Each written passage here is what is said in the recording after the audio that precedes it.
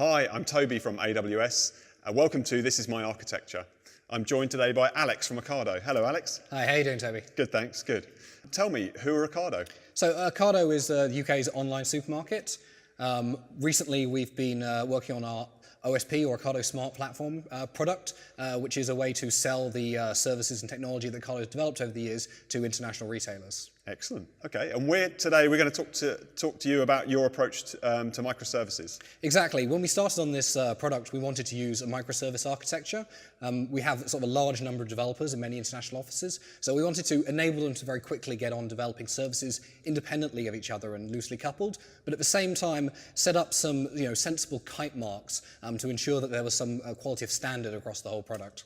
So for those that don't know, a kite mark is a measure of quality, isn't Exactly, it? yeah. A standard. Exactly. So it's setting up certain rules for how we'd expect applications to look like.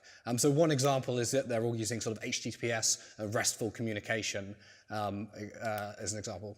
So let's say a new development team within Ocado wants to create a new application or a new microservice. How do they go about that? Yeah, so we found there were a sort of set of common things that both developers wanted from us, but also that we decided that they'd need. So we started by creating a self-service application, which developers can simply enter in the information they need, and basic resources will be created for them. So what happens is when they go to this, they fill in a form which says the name of their application and who's created it.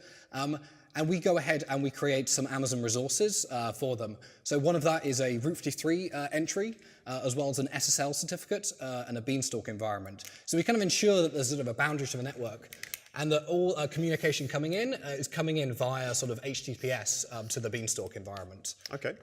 In addition to that, we create some IAM roles that are used by the application itself, as well as a deployment role which is used for developers that want to run CloudFormation templates. And we also create a KMS key, which ensures that if we need to they need to have some credentials to this application, that they can be encrypted. So you're using IAM to enforce a security boundary around the microservice. Exactly. Yeah. One of the things that was really important for us is that if we wanted to enforce a RESTful communication, we needed to ensure that back-end services, such as DynamoDB, weren't being used for a sort of invisible transfer of information. So when we create this IAM application role, we sort of namespace it so that the specific resources can only be accessed by a single application. So there'll be a Beanstalk environment will have access to DynamoDB, but it'll be the only service that's allowed to use the tables it creates. Similarly, something like SQS, which we consider to be a group resource, is prefixed with a group, and this allows applications to, if they want to send sort of asynchronous communication via SQS, and Kinesis to kind of stream data out of the service. Okay.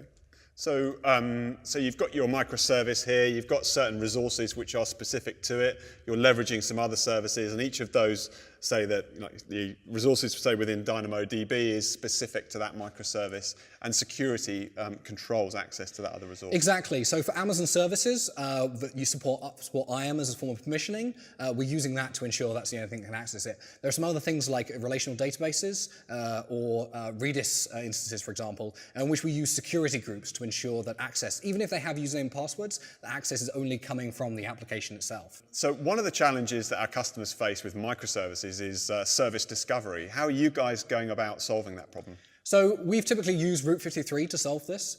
So for every application that gets created, as well as a unique record, which is created in Route 53, we also have a private DNS zone. This allows us to reuse the same record for every single environment the application is deployed in. So whether it's in dev or SIT or production, it means that applications have a common record that they can use to refer to each other. And any SSL certificates that we're using, we use subject alt names to ensure that all of the records an application might be reached by are available.